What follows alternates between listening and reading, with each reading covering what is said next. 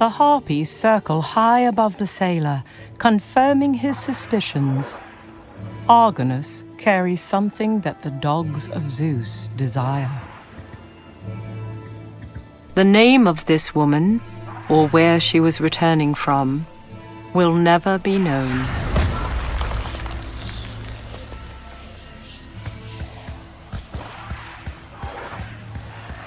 The terror that has a grip on this island has easily overtaken this man.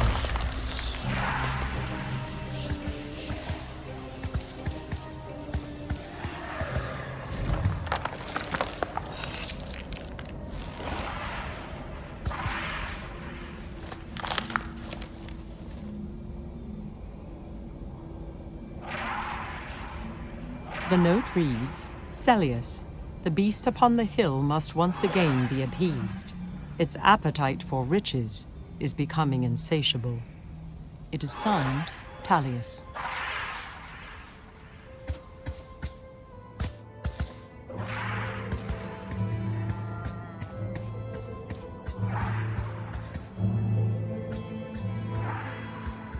The great Phidias of Athens himself could not craft a sculpture so lifelike, yet lifeless.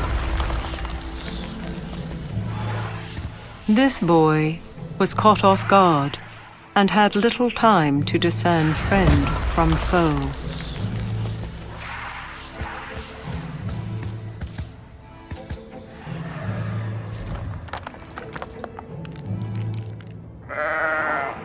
With a quick stroke, Argonus removes a small clump of the beast's fleece.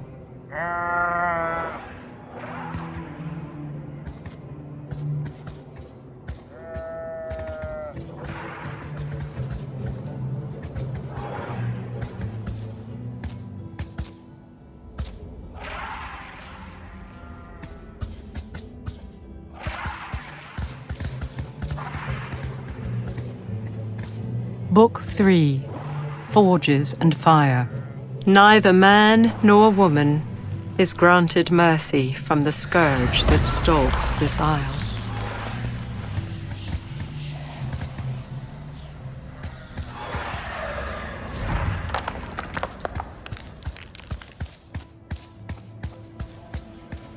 Based on his posture, it is obvious that the terror that haunts this isle caught this man by surprise.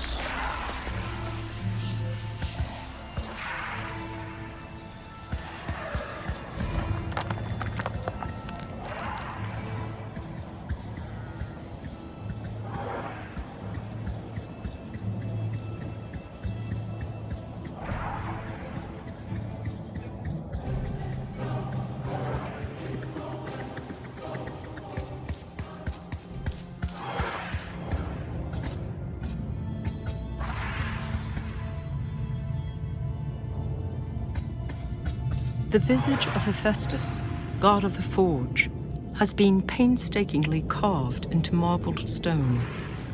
His mighty hammer looks powerful enough to destroy or break open almost anything.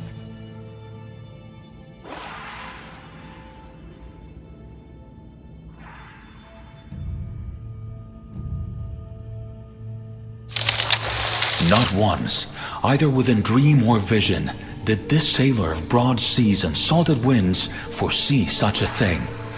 Under a foreboding sky, my burdens were lifted for a heartbeat, carried aloft upon snow-white wings.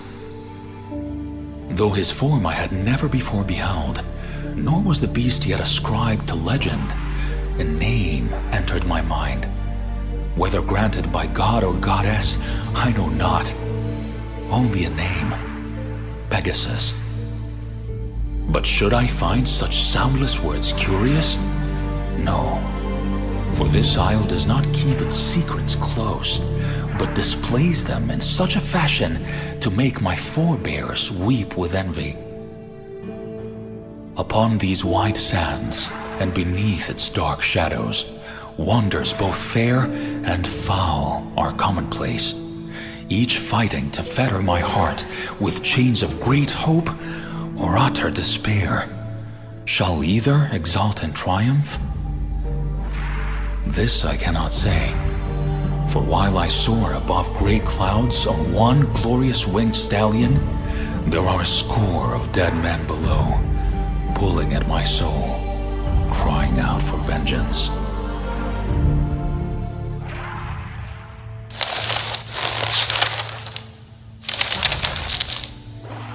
Marbled stone shifts as the spirit of Hephaestus enters the ornate statue shaped long ago by human hands. The god of the forge regards Argonus with unblinking eyes. Who is this man before me? Surely not one who strikes the iron, no one who stokes the fire. Nay. The god continues, his brow furrowed. They are no more, having fallen to that which fair Athena hath unleashed. Do not be deceived, sailor of the Argo. While it was Perseus's hand that sundered head from shoulders, the heart that drove the blade was assuredly that of the goddess. Hephaestus pauses, deep in thought. When he speaks again, it is slow and measured. I am loath to meddle in my sister's quarrels, either to directly help your quest to find your countrymen, or abate the scourge being wrought by the Gorgon's sisters. And yet, if you return the gold stolen from my temple, and tend my forge, I will grant you a light to drive away darkness. The benevolent god nods before the statue becomes still once again.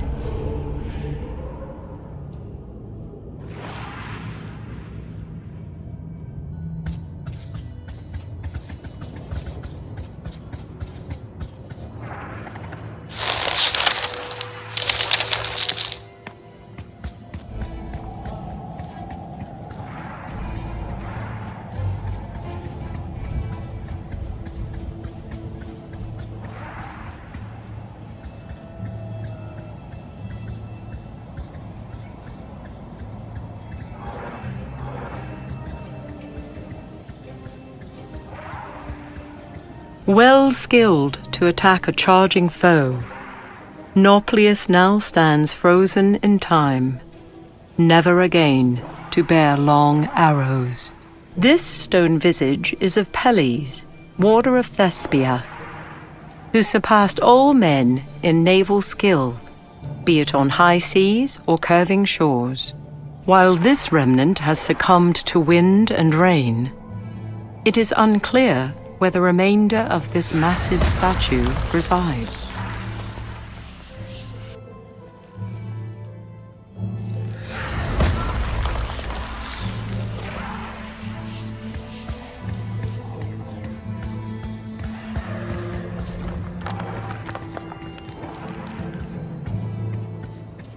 This woman, no doubt a worshipper by her garment, shall forever pluck at wildflowers.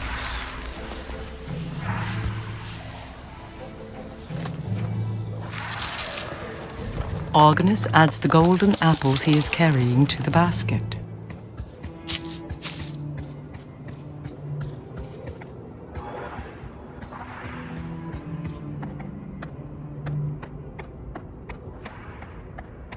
Young Cepheus, aboard the Argo not but a fortnight, has succumbed to the very thing that has cursed this isle.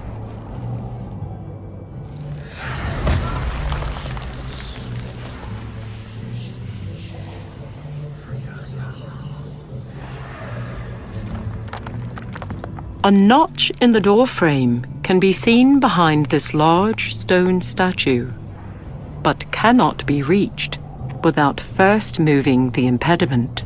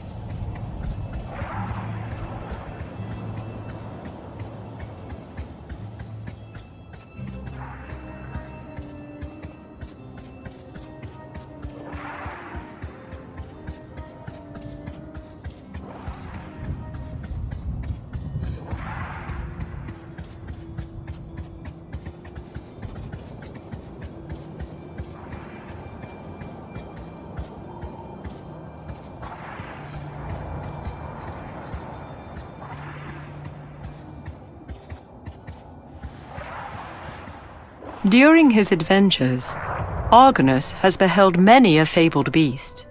None, however, compare to the majesty of this creature. Both lion and eagle melded into one.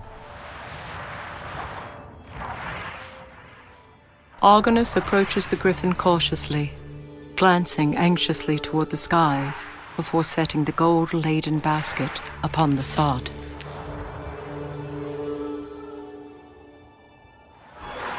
The beast immediately takes notice, as the treasure is simply too great to resist. After a moment, it leaves its hoard unguarded. All at once, the air is replete with the rush of wings and unearthly screams. The dogs of Zeus descend as one, intent on claiming the savory prize as their own. Although fear grips his breast, Argonus makes haste, quickly seizing several of the golden pieces before the unearthly combatants take notice.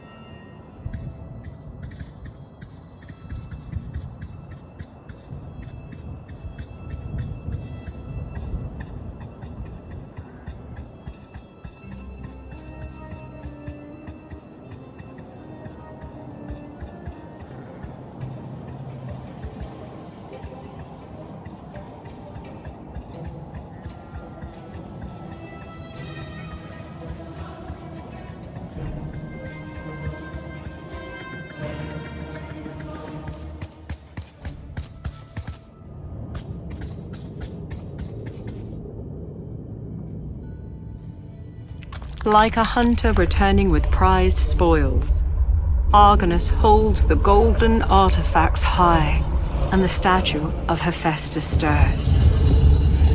Well done, Argonus. The god of smiths says, nodding.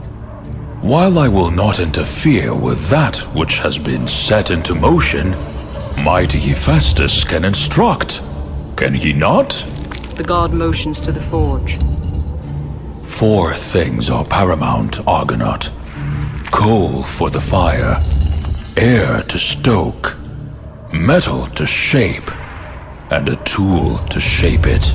He then points to Argonus. Sailor, historian, mapmaker, and soon metallurgist.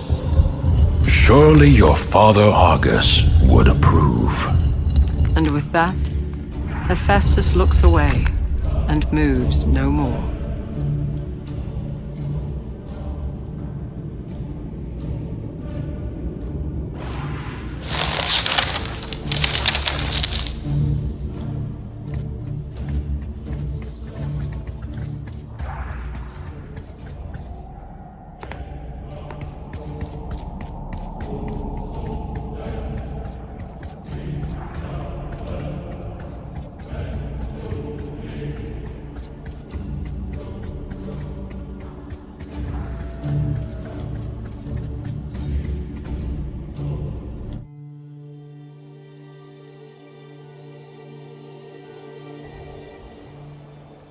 Some force, whether virtuous or malevolent, pulls at the eye of the witches.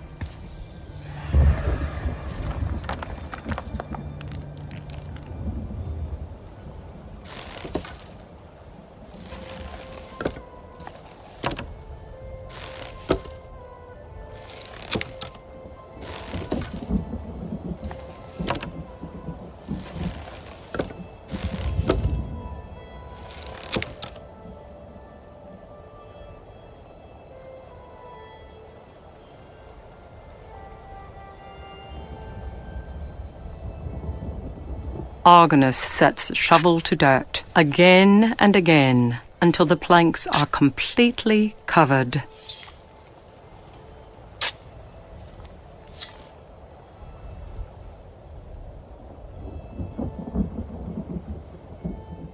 It takes only a single strike of steel on flint to produce a fine flame.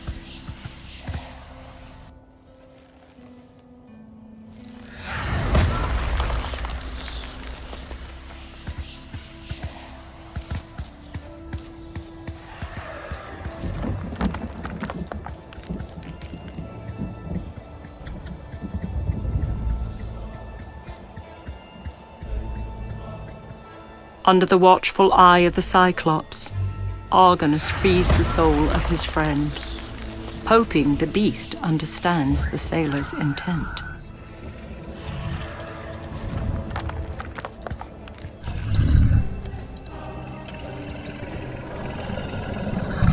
Argonus approaches the petrified creature slowly, glancing back and forth between it and the adult Cyclops.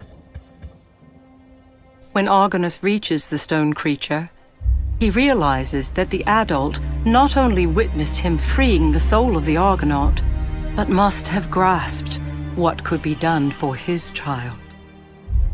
Raising his hand slowly, Argonus allows the power of the diamond to flow through him and into the young Cyclops.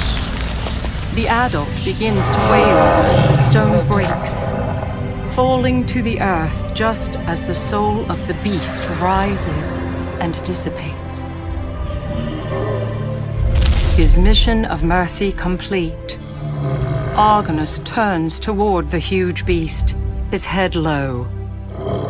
The creature looks at him for a moment, before turning and slowly disappearing from sight.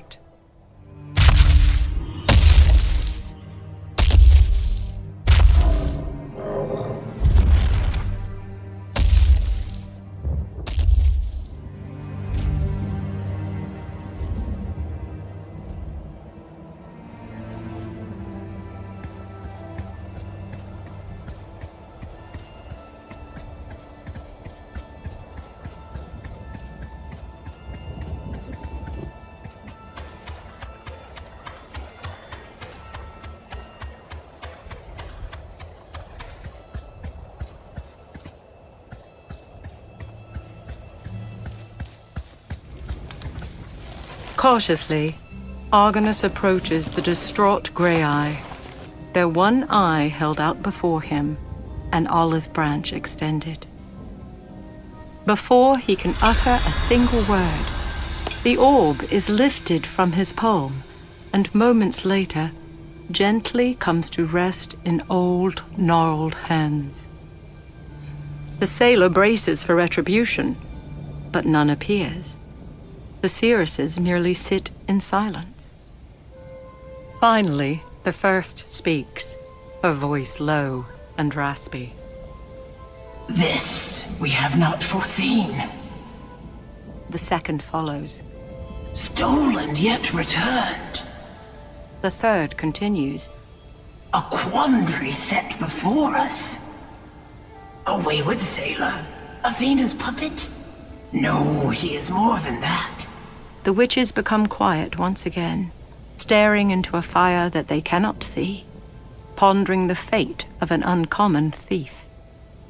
We know not where this ends. The first breaks the silence. We cannot stop it. Says the second. Mayhap this one can. Finishes the third. With that, The first grey eye lifts her hand and slowly draws something in the air.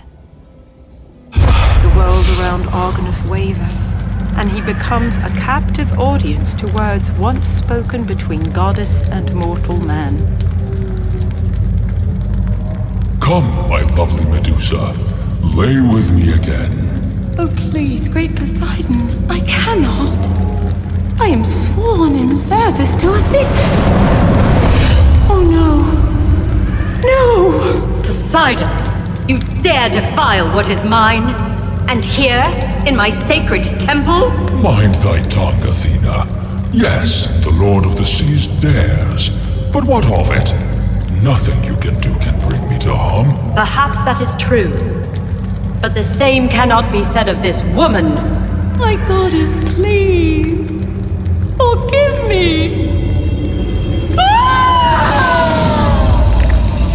Athena, no!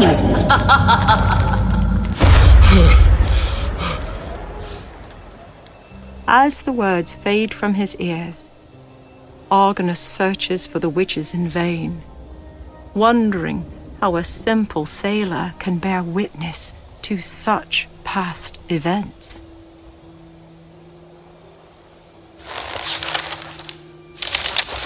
Forgive this history.